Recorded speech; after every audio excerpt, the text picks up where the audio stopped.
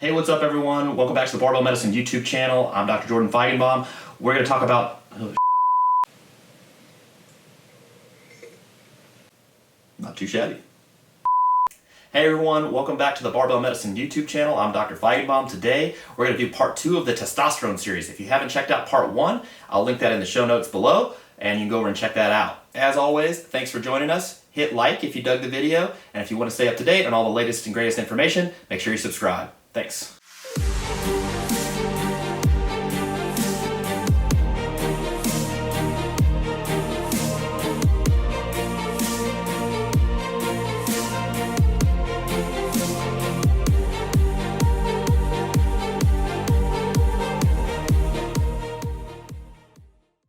All right, welcome back to the Barbell Medicine Podcast. I'm here with Dr. Baraki. We're going to talk now about how we treat low testosterone. All right, so we've got 2 low total testosterone tests. Everything else is negative on our workup, okay? So now we've kind of arrived at this point where, hey, they're hypogonadal, they have low testosterone, not due to any other cause that we could potentially treat without some sort of hormonal therapy or medication. What now? So I think we'll definitely talk about the pharmacologic treatments. I think we should just reemphasize where we are after we have a negative or after we have a confirmed low testosterone level on the first and the second test. Assuming that we have those 2 negative tests and the FSH and LH levels on the second one are low, which is going to be the more common situation that people run into, or inappropriately normal is the other thing that can happen. You would expect them to be higher, but they're actually normal or low. This is the more common situation that we run into, particularly with our demographic of young to middle-aged, sometimes older males, either in a clinical setting or in like the coaching type setting. There are a number of reasons why they can develop hypogonadism, again, which we said outside of just it happens, some of which aren't even strictly like medical diagnoses like, sleep apnea. So other things you need to think about are that, increased levels of body fat, obesity themselves can end up, due to the activity of things like aromatase and some other cardiometabolic or some other endocrine and metabolic changes can result in them having low testosterone levels. Use of excessive amounts of alcohol, opioid pain medications also can directly interfere with this system, and that can result in some low testosterone levels. And then again, we've hammered home enough the importance of just sleep issues playing a role here. So impaired sleep quality for almost any number of reasons. And so those are things that, when it comes time that, yes, you have low testosterone, yes, I think that this is probably what's explaining the symptoms that you're having. That's where we have this kind of decision point where we need to decide. Are we going to start out by trying to treat this without medications, i.e. non-pharmacologically, or are we going to try to treat it with medications like testosterone replacement therapy? And I've had a number of situations with patients where after we go through the whole discussion of what it entails, what's involved, they end up opting for the non-pharmacologic therapy because I tell them things like, hey, if we can get your body fat down, if we can improve your sleep, if we can get you maybe, if it's somebody who drinks a bunch of alcohol, drinking less alcohol, getting them off of opioid pain medications, getting them on a CPAP machine if they need it. Those are situations very commonly where we'll see someone's testosterone levels perk right back up into the normal range. They never needed any medicines. They spared themselves the cost, the potential for side effects, the time associated with TRT, monitoring, a lifetime of labs, PSAs, digital rectal exams, like all that kind of stuff that they're going to end up needing, just because, hey, we got them into a better kind of metabolic state. And so, that's something that everybody knows they should do anyway, reducing their waist circumference, reducing as much of their body fat, or not as much, but reducing excessive amounts of body fat, improving sleep quality. So that's why, we harp on that a lot in almost every topic we've talked about on this podcast, as well as at our seminar. We hammer away at these things to make sure people get how important they are for all these other things. And so, it's kind of funny because people always talk about doctors wanting to just like mask symptoms with medications and not treat underlying causes and not manage these kind of lifestyle issues, when that's really the vast majority of what we harp on with patients. And in fact, a lot of the patients that come to us, they want to mask the symptoms with TRT, which is kind of funny, when we could treat it alternatively. So that's a common situation we run into where we can actually, with a bunch of detailed discussion and education, get patients to actually improve themselves with some lifestyle changes before we get to the TRT phase. Right, so trial of lifestyle medicine prior to TRT is a reasonable alternative for folks, particularly if they have excess central adiposity, which just is a large amount of body fat around the waist. If their sleep habits are poor, if their dietary habits are poor, secondary usually to like alcoholism, for instance, or other toxic ingestion, recreational drugs and stuff. So I think that's reasonable. So let's say our person, again, is 2 low testosterone tests. Their PSA is less than 3. They are negative for sleep apnea. They don't have polycythemia. They don't have hypothyroid. They don't have, some evidence of a tumor. They're HIV negative. All these sort of things. Ticking off all the boxes. Exactly. Yeah. They're not. They don't have a lot of central adiposity. So they're not crazy obese. Now we're at this sort of inroads where you can reasonably initiate TRT so you're actually giving somebody testosterone, or alternatively there's some recommendation to potentially start a medication like clomiphene citrate, also known as Clomid, that tends to increase GnRH, gonadotropin releasing hormone, effectively can get your FSH and LH to perk up and ultimately get your testosterone production back online from the testes. Some people prefer that versus injectable testosterone preparations or topical testosterone preparations. So when people are like, my doctor wants to put me on Clomid, what an idiot. It's like, well, no, there's some reasonable evidence that could work and potentially basically it's making you produce testosterone a little more quote unquote naturally, so there's less peaks and sort of valleys and monitoring that needs to occur with that. But let's say we're no longer doing Clomid, that didn't work. So there's a bevy of different preparations or types of medications that one can use. What do you see most commonly in your practice? The most common ones that I see are testosterone cypionate, typically started on most patients around 100 milligrams a week, which among like lifting folks is probably considered to be like a laughable dose.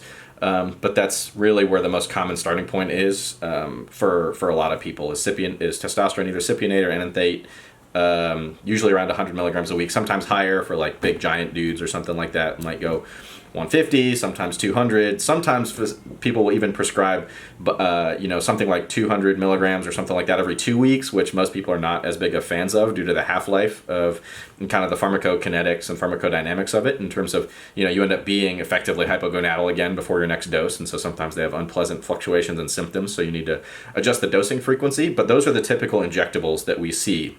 And so they're testosterone esters, they're suspended in oil, and basically alongside that, you end up committing yourself to needing to get, syringes, needles, and then injecting yourself at X interval with X dose that is to be determined, between you and your physician based on your levels, and monitoring over time. So that's the typical injectable formulations that I see the most often. Yeah, and just in general, without going too far in the weeds here on the pharmacodynamics and pharmacokinetics, it's usually a 2-week half-life, was it 7 day? I think it's less than, it's closer to a week. Yeah, and basically you can get away with weekly injections, although the studies on these sort of preparations show that you get significant variation in hormonal levels.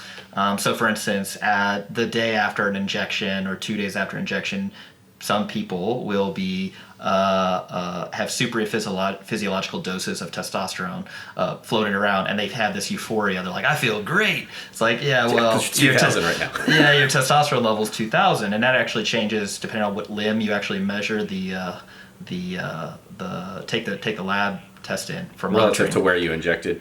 Yeah, so let's say you injected your right deltoid, right? And so you get a blood draw from your right arm 2 days later. Well, you may in fact be off the charts. They can't even measure your testosterone level because that testosterone that is suspended in oil sort of slowly releases from the muscle into the bloodstream. It's got some localized sort of, it's increased locally because that's kind of where it's seeping out from, so to speak.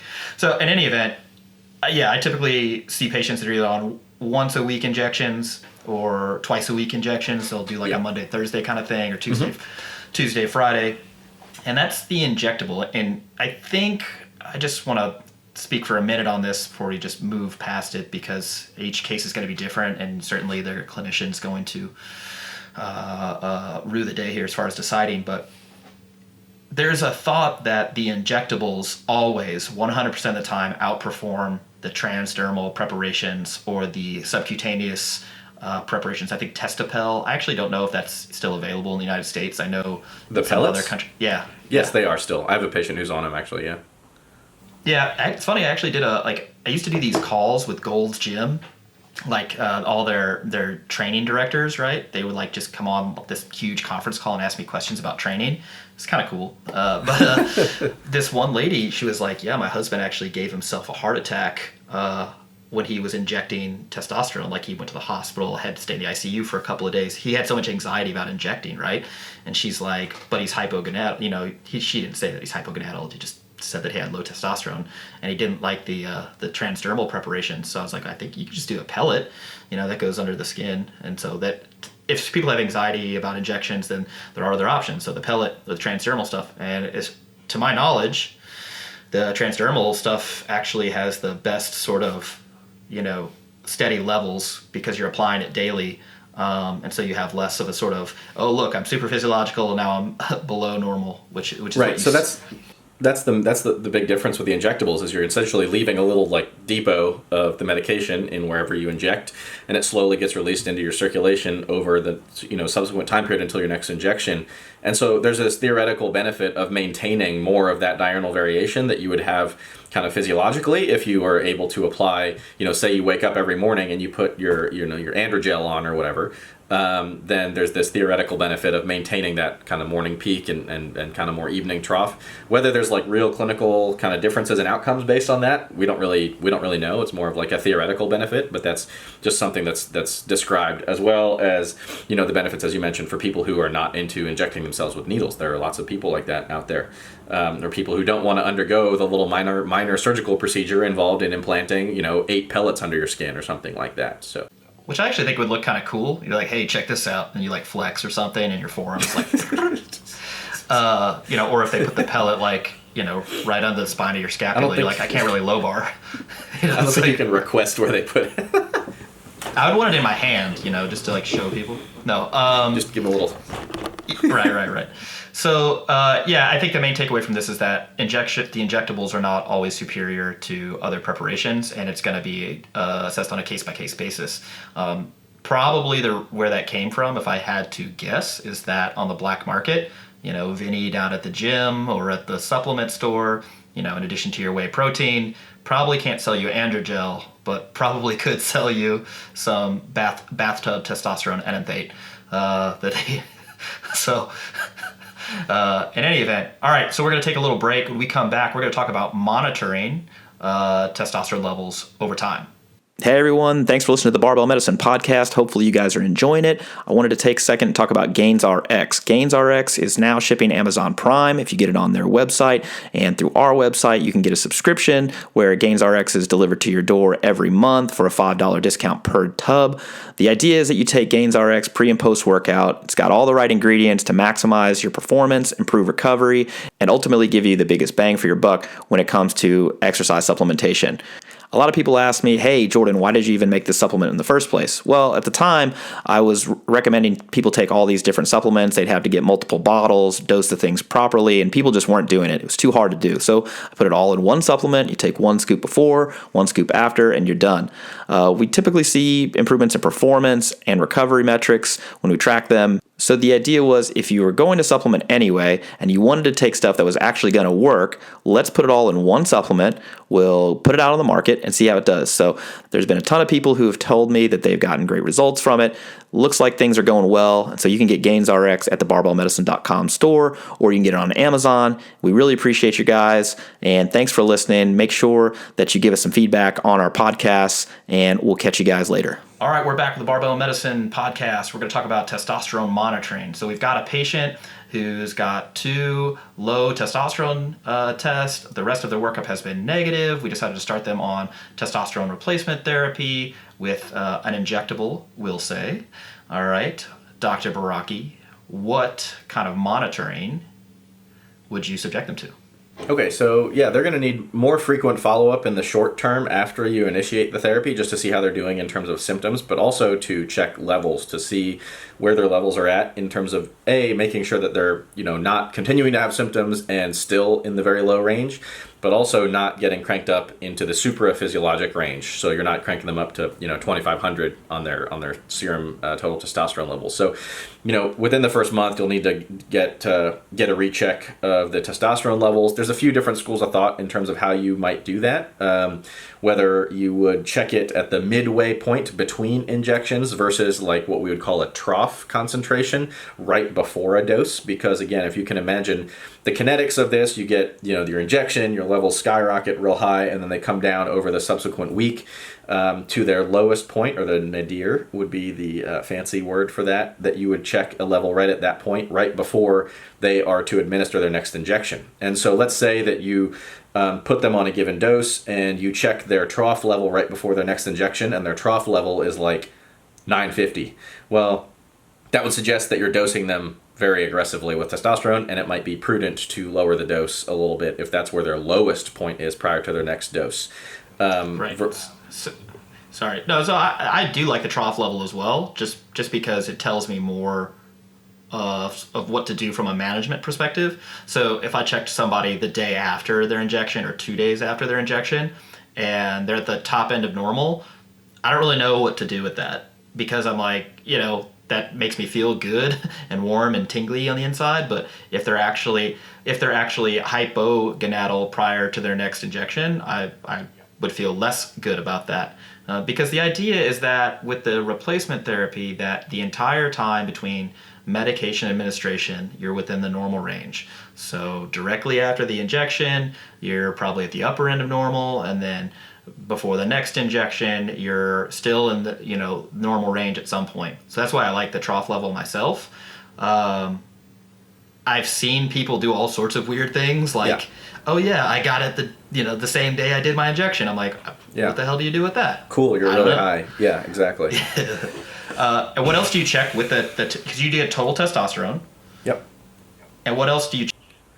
So you're also going to need to watch the patient's complete blood counts, so a CBC measurement, as it's more commonly known, mainly to watch the hemoglobin. So that's the concentration of hemoglobin in your red blood cells. And so that's something that tends to rise on testosterone therapy, particularly when you're into the supraphysiologic range, where you get into the real high levels. And so that's something that we mentioned, is that it can cause a number of potentially devastating complications that are best avoided. Whether that means you end up needing to go and donate blood, phlebotomy, something like that. A lot of times once you're in that range, you'll start taking a baby aspirin to kind of potentially reduce the risk of some of those complications from happening. But really, if they get into that high of a range, you also need to see if you can correlate it. Potentially, you might be dosing them too aggressively. You might need to adjust the dose or the dosing frequency so that you don't, keep them at a hemoglobin of 18.5, for months on end or something like that, because there's going to be incremental risk over time with that. Right. So if you have somebody with a really high hemoglobin or hematocrit, you tell them to go donate blood. I think the interval now that they, like the Red Cross or whoever, is letting you do that is like every 52 days you can actually donate blood. So if you need more frequent donations than that, one, check the dose. Yeah. Go back and look at what you're doing. Right. Two, is there something else we're missing? For instance, sleep apnea that is exactly. Came up out of nowhere, or do you have carbon monoxide poisoning? Handful of different things, and then you may need a therapeutic phlebotomy, which is kind of the other thing we do. You go in and basically they pull some blood off you. Do you routinely check estradiol levels? So that's a good question. So estradiol is a form of estrogen. It's something that circulates primarily in women, but again also in men. And estrogen is not the demon that it is made out to be in male physiology. It actually has some important roles in maintaining satellite cell function. There's some cardiovascular benefits. There's a lot of stuff that estrogen is actually very important for in male physiology. However, it needs to be maintained in the appropriate physiologic range for a male. You don't want to end up with sky high estrogen levels as a male. And so, in the setting, so in typical routine outpatient clinical practice, you don't see tons of people measuring these levels. When there are certain types of suggestive symptoms of estrogen excess, common ones would be things like gynecomastia. People might complain of like sore, itching nipples, bloating, certain mood or libido issues that they were not necessarily expecting when they got on TRT. Those can all signify some sort of issue with estrogen. Particularly, it would be too elevated because you're on a bunch of testosterone and it's going through the aromatase enzyme and getting turned into these kind of byproducts, including estradiol. And so there's not, very clear clinical guidelines on this, for example, but typically from the bro science world, a lot of people seem to want to maintain their estrogen levels between 20 and 30. That's measured in picograms per milliliter for men. Of course, a lot of times people will feel just fine, upwards of 40. If you're getting really significantly higher than that, then you probably want to do something about that. Again, whether that be that, hey, you have tons of aromatase because you have tons of body fat and you need to reduce that, whether that means that your testosterone dose is too elevated, is too high, and you have tons of testosterone that's flooding this pathway, going through aromatase, getting turned into estradiol, or it's just how you are and you tend to convert a bunch of it. And so those are situations where patients might be particularly, this is more often kind of among these like TRT clinics, not typically prescribed by, regular endocrinologists, but you'll see so-called estrogen blockers, typically things like anastrozole or letrozole, things like that are aromatase inhibitors and basically prevent that conversion from happening. Yeah, that's what I see, especially a lot coming from the testosterone replacement therapy clinics or men's clinics. It's like, guys on testosterone cypionates, anastrozole, and like beta HCG. Like that's just like the standard. Here, it's like Oprah, like you get some anastrozole and you get some anastrozole and you get some HCG. And it's like, well, that's probably so they don't have to come in more frequently than necessary. It may not be clinically prudent. But yeah, if I have a patient who's on anastrozole previously, then I will check their estradiol levels so that they feel like they've ruled themselves into getting that monitored to make sure it's within normal range. Yeah, you don't want to oversuppress it either and send them down low to estrogen levels of like 5 or something, because there's consequences to that as well. So, and I think you touched on a point that I want to make again resoundingly clear. It is dangerous to read stuff on the internet without clinical correlation. So, unfortunately, not a lot of people are going to their physician to talk to them about these sort of issues, TRT, sexual function as relates to TRT, human performance as it relates to testosterone levels, stuff like that. However, on the internet, there's no restrictor plate. Mm-hmm. You can search for whatever you want, and somebody on Reddit or somebody on a steroid forum or whatever, or a strength training forum is going to have an answer for you, and it's not always going to be what you want to hear, but it can affect your mind negatively. So people will say, yeah, I just started a cycle or whatever, and now I have erectile dysfunction. And somebody's like, oh, your estrogen levels are probably still too high.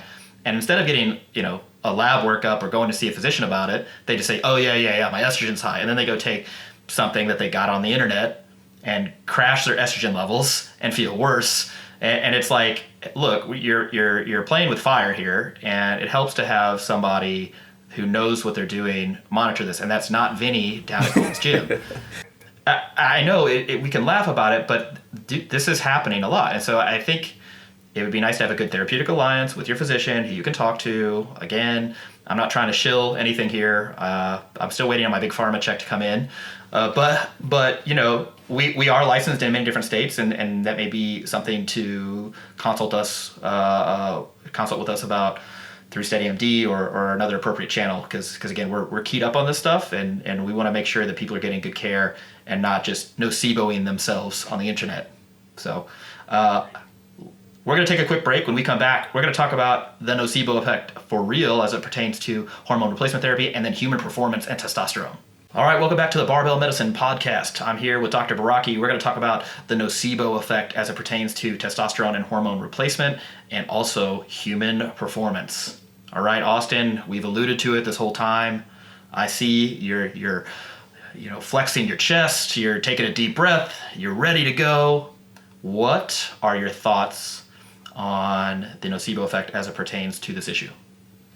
So this is something that I think people are probably starting to get used to hearing me rant and rave about all the time, whether in person or sometimes or at our seminars as well, is that I think the role of kind of the mind, expectations, and understanding in terms of a lot of physiologic stuff. So when it pertains to performance, perception of pain, so-called recovery kind of stuff, it has a huge role in this. And so, it's nice. It's very easy and convenient for us to describe the body and human physiology as just this like machine that like you apply a stressor to it, you recover in a standardized way, and you get a standardized result. We can predict exactly what that result is going to be every time, and we can carry that process out forever. And like a year from now, I can predict exactly where you're going to be because you're a machine that receives the stress, recovers, and adapts to it. Unfortunately, not how it works. A lot more complicated than that. And there are a number of reasons why, your coach cannot write out like a 4-year plan for you, like a 4-year periodized plan for you, and predict where you're going to be 4 years from now. There's obviously unpredictable things like setbacks that can happen to anybody. A lot of the differences in outcomes. So for example, we have this novice program that we put a lot of people on, we run them through it, and people end up at the end in wildly different places. Some people finish their LP squatting, 160 pounds. Some people finish squatting at 475 pounds. And we typically will just kind of brush aside the differences in outcomes and just say, it's genetics. And it's actually, that's obviously a component of it, but there are so many other factors that go into how this stress recovery and adaptation cycle take place, part of which is in fact mediated by your brain, your mind, your expectations, in terms of how things go. So, we see this all the time with people who have a setback in the gym and they freak out and they panic and it sets them back for 8 weeks versus the other guy who has a similar setback and he's like, I'll be fine, tomorrow or 2 days from now, and they come back sooner, they train more productively, and they do better in the long term. And so these expectations, they can be manipulated. And that means that they can be manipulated for good or for bad. And so it's important for trainees to be aware of this so that they can see what's happening, but also for coaches to be aware of this so that you can take advantage of it because you can get better outcomes from people this way. So, we've talked about before when we have an injury, for example, in our injury podcast, first step was always reassurance, telling them, it's going to be okay, and then kind of working them through the rehab process versus panicking and potentially worsening their outcomes. I think a similar thing kind of applies in this situation because let's say that you have somebody who goes and ends up getting their testosterone checked and it's 300 and they're 24 years old and you expected them to have a testosterone level of 700. You have two choices. You can freak out and panic and say, this is why you're not making any gains, right? And blame every setback or every, everything that doesn't go according to plan on that. Or you can say, this is where you are. If the person doesn't really have any symptoms, then, they probably shouldn't have had it checked in the first place. And you can work with them in terms of managing other things to make this process go smoothly. And I think that there's a lot of potential for harm for people who are in a position of authority to say these sorts of things that can manipulate a trainee's expectations to the point where, they might pay more attention to their fatigue. They might pay more attention to their soreness than they otherwise would once they have something to pin it on, like, oh, my testosterone level's not where it should be. Right. Yeah, and I would say, so I would not necessarily expect a 24-year-old's testosterone to be 700. That was just a number that Austin threw out. So look, if you're 24 and your testosterone level is 300, that's fine. Bryce Lewis actually released his testosterone level. Yeah, so it's going to be okay. This proportion keeps changing in my mind because I keep getting further and further removed from actually reading the study. But and this study was actually cited within a position paper on, what to do about females, which kind of blends in nicely with our next topic. But basically, they took the total testosterone levels of men competing at the 2012 London Olympic Games, right? And close to, or over half of them were on the low end of normal at the Olympic level, right? And so when going down this sort of algorithm for why is my client missing sets or reps on a particular training program, I don't even include testosterone within that sort of paradigm, right? So for instance, I would go down and say, okay, is their form good? Yes, move on. All right. If their form is good, okay, is there an acute sort of stressor that's going on, either in their personal life, in their nutritional situation, in their sleep game, in their overall mood, for instance? No to any of those? Okay, well then, 10 times out of 10, it's going to be programming related. Yeah. And I say that not to say that, hypogonadism or low testosterone is never, ever the cause. It's just so infrequently the cause that I don't even put it in my assessment. Just because it's so infrequent that... Correct.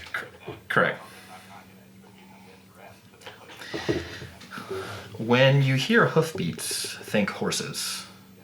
I've always wanted to say that and be right. So, so I think this is a good time now to talk about the big elephant in the room, which is performance, testosterone performance. And so we kind of segued in here nicely. If you have higher testosterone levels within the normal range, you, on average, will not perform better than somebody with a testosterone level in the low end of normal, all other things being equal. That being said, that applies more to males than it does to females. Okay? So if you are a female and you have a higher testosterone level than normal, occasionally this garners a misdiagnosis of PCOS, and occasionally this garners some unscrupulous attention from either folks on the internet, on social media, or other media outlets. These women they're clearly on steroids, or they're clearly, different. You tend to perform much better. And so I introduced this in our last Q&A, which will have been released, about a week before this goes live, the sort of athletic continuum. And I think I need to be very clear what I mean by athlete here.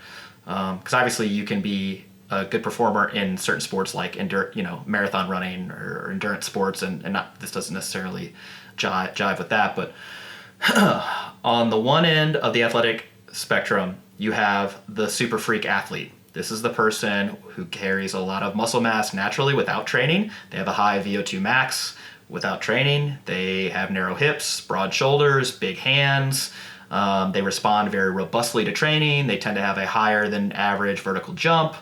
All these sort of things. On average, if that's a female, their testosterone levels will be higher than normal. All right. They may even have some androgen sensitivity variance compared with the middle of the road type of person who's matched to their age and size and everything else like that. On the other end of the spectrum, which I think in the seminar I called the nerd end, or accountant, I forget which I used. All right. This person on average carries more body fat and less muscle, has wider hips, narrower shoulders, tends to respond worse to training, and what I mean by respond, I mean gain less strength, have less muscle mass. They tend to require, end their novice LP a little earlier, for instance, than those on the other end. They have a lower than average vertical jump. They have lower VO2 max without training. That person, if it's a female, will tend to have lower testosterone levels than the person in the middle of the road. For men, the testosterone level is not necessarily correlated to where they air, okay? But the reason for that this is so much more pronounced in females is because within a female, you can see this sort of 10 times variance in levels, right? So at the low end, the accountant or nerd end, this person might have 25 nanograms per deciliter, 50 nanograms per deciliter floating around their bloodstream, right? And at the upper end, you may have 200, 250, 300, which is effectively super physiological. It's off the charts, but that's just their normal range. And so sometimes they'll present to their doctor saying, hey, I'm missing my period, or I've got this hair growth, like what's going on, and get diagnosed with PCOS. Even though that's not how you diagnose PCOS, for instance, but that's common. Also, things that are more common in females who have this higher level of testosterone include certain enzymatic mutations that cause more sex steroids like testosterone to be produced. And that is like 1,000-fold different in elite athletes. Now, these numbers are not accurate because I forget the exact numbers off the top of my head.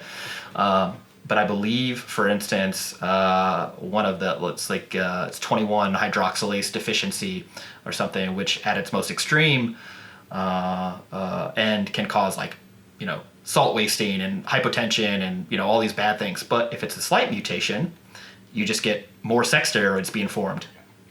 That prevalence in normal society for females is like 1 in 400,000, right? And then at the elite level, international athletics, we're talking 1 in 40,000 or 4,000. I forget, again, the exact numbers. There's actually some pretty cool documentaries on stuff like this. And you see athletes like Samanya, that she's a sprinter out of, I believe it's India. Her testosterone levels were like 350 or something like that, and they were like, "It's a dude, it's a dude." It's like, well, no, she just, that's how she was born. And they're like, "Yeah, well, it's an advantage." It's like, well, yeah, but her legs are shorter. Her legs are shorter than than her counterparts. Just and that's an advantage for them. And so, that's when we talk about these differences being like, we just brush them off and say genetics. Like, that's genetics, and that's kind of the result of that. And you can go down this like nasty dystopian, like there's been like books and short stories written about this stuff. I forget some of the names of them, where they'll just like, in this weird dystopian world, they'll like physically hamstring like the high performers, like to make everything quote fair and stuff. Well, that's the thing. So the IAAF is now making that particular female chemically castrate herself to level the playing field. And I my personal opinion is that that's probably not a good idea, because where does that end? Again, if someone has longer legs and wants to be a sprinter, well, that's an advantage. Do you make them run in? Yeah. Do you shorten their femurs? They have to run in certain shoes? Do they have to run a longer track? Like, what's the deal? Or are you gonna instead of having gender divisions, you have leg length divisions? Right. And how tight do you leave the physiologic range on the blood tests? Like, where does that end? Because as soon as they make her chemically castrate down to a certain level, the next person can say, well, like, she's still higher than me. It's not fair, Right. Yeah, it's just genetics. It's just genetics, yeah. Look, sports aren't fair. Okay, sports aren't fair.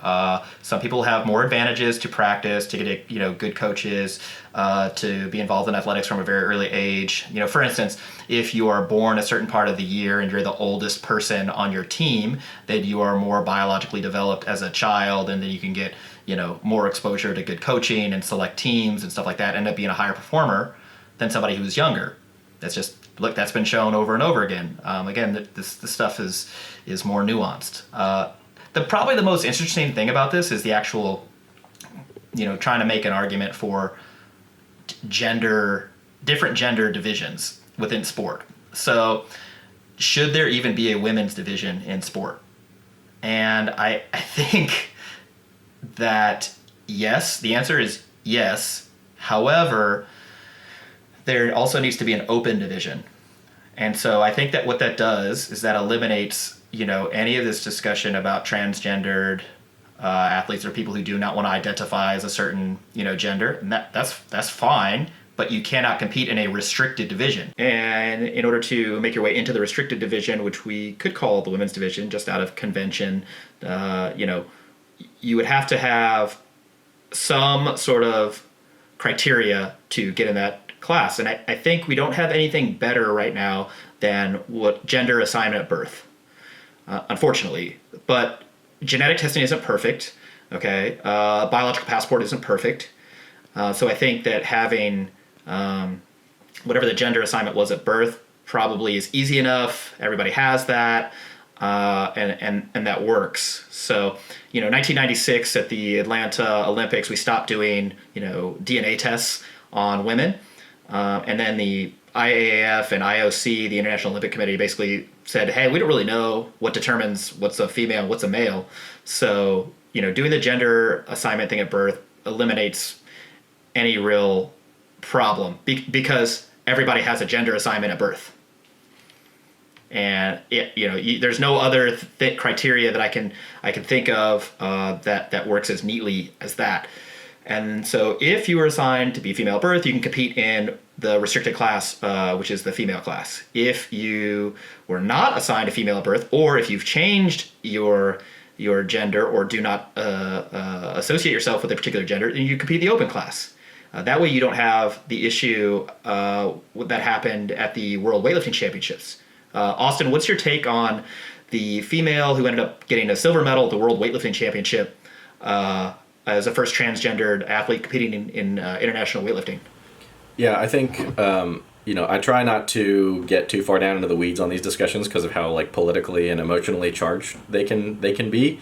But I think that zooming out and looking at it strictly from the biologic, physiologic perspective, I think it's very, very, very well established, but not even close to being debatable or a question, that exposure to androgenic anabolic substances, whether endogenous, meaning your own endogenously produced testosterone, or exogenous, i.e. the use of anabolic steroids, whether injected or oral or whatever substance of choice, results in permanent advantages resulting from permanent effects on muscle architecture as well as neuromuscular function. And so I think that if these organizations, I don't know what the specific rules or criteria are in terms of how long you have to be on the the hormonal therapy before you can go and compete in the other division, but whatever it is not sufficient to basically undo the permanent physiologic advantages of having been born and developed under the influence of testosterone. Right. So I think that makes it particularly tricky from the physiologic standpoint. Yeah, I think the NCAA is like a 3-year rule. Like Yeah. you effectively have to be either on chemical or hormonal therapy or castration therapy if you're doing, male to female. Yeah. Before you can compete. I wonder how that works with eligibility. Like, I don't know. It's just kind of funny that you could you could go on test or some other D-ball or whatever substance you want to use for like 8 weeks and have like permanent changes to your muscle architecture and function. And just from that small of an amount of use, and a lot of high-level competitors are using these substances for much longer periods of time and get these permanent changes. But you can take some estrogen for a couple of years, and we pretend that it's all undone. So I don't know. It's just. Yeah, well, so that actually brings me to my next point, which is like the role of drug testing in sport. So I think overall, in general, that's just one. It's not stopping people from using. Okay, very, very obvious given all the recent pops at the Olympics at the highest level. And that's just for weightlifting. Track and field is even more ridiculous thing. At powerlifting, I think is even more ridiculous. Effectively, if an organization is not using a biological passport, they're just paying lip service to the test at large anyway. In my opinion. And moreover, if you're giving people an ability to get popped and then come back again, the deterrents are definitely not sufficient, and they're not immediate enough. So, for instance, why I don't want to go too crazy here, but one of the people will say one of the reasons why the death penalty doesn't work to prevent these certain types of crime is because the immediacy of the punishment is not soon enough, right? So it's too far in the future. So, for instance, getting banned from sport or having a lifetime ban from sport secondary to drug use is too far away from the actual quote unquote crime to actually prevent people from doing that behavior. So I think that you should have the death penalty in sport. And so what I mean by that is the incentive to not use anabolic steroids in a drug tested sport, because sports are all contrived anyway, right? The idea is that you're going to participate in a sport under a set of rules, and the only reason that the sport actually exists is because everyone's agreed to. Yeah, just arbitrary stuff. Yeah. Right.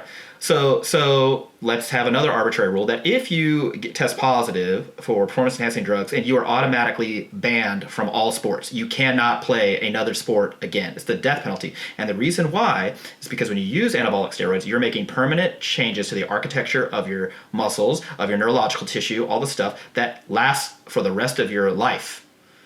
So having a 2-year ban or a 4-year ban is ridiculous. You're saying, yeah, you can use some drugs. That's cool. Right, yeah, exactly. I think I saw somewhere recently that like Ilya was talking about coming back, and I'm like, that is just comical to me that would happen after this, Yeah, so either the death penalty from all sports, so effectively you test positive once, you cannot participate in any drug-tested sport again. And what would make it more interesting is if even the drug, like the sports that or divisions that don't test for drugs, if they said, yeah, well, since you tried to cheat in the drug tested sport, you can't actually participate in our division either. So you effectively banned this person from sport. Or at the Olympic level, potentially having it affect the country and its representatives, its other representatives, because that would incentivize other countries quite a bit more to make sure that their athletes aren't doing that. Is like, hey, if we have one athlete, like, we're all banned from sports forever. Of course, it's really catastrophic to say that, but I would expect that would have them, be on top of their athletes. Yeah, you need immediate and severe punishment if you're going to use it as a deterrent, because anything else is obviously insufficient, based on the current climate. So yeah, maybe if you test positive once, your entire country is banned for three Olympic cycles, for instance, or something like that. Yeah. And you yourself are banned from all athletic events forever. Yeah. Yeah. So either do that or do nothing. Yeah, or do nothing, right? And then maybe in the open division, it's just run what you brung. Yeah, and they would get a lot more viewers. That's what I'm saying. So then the other thing is, so people say, oh, the public doesn't want people on drugs. They want to, athletes or role models. We want to see a 300-kilo clean and jerk, okay? I certainly do. So here's what you do. You just have the all-drug Olympics, right? All-drug Olympics compared to the drug-free Olympics, right? And they both air at the same time. Yeah, right. and see how viewership goes. Yeah. I mean, that's one way to do it. I don't know. It's a complicated thing, but I think I feel sorry for females who are caught in the crosshairs here. So if you have a female who is super on that athletic spectrum, they have broad shoulders, narrow hips, lots of muscle mass, or whatever. What's the first thing that anybody says on their Instagram when they make a post? Yeah, they're definitely on drugs. Either the needle emoji, yeah, right. or so how long have you been taking steroids for? Something like that, right? It's discounting their hard work, their work ethic, the amount, everything that they've done to get to the position that they're at in right now. And I just feel for them. I mean, it's a problem. So anyway, let's wrap it here. Austin, do you have any parting shots that you really want to drive home for folks on testosterone?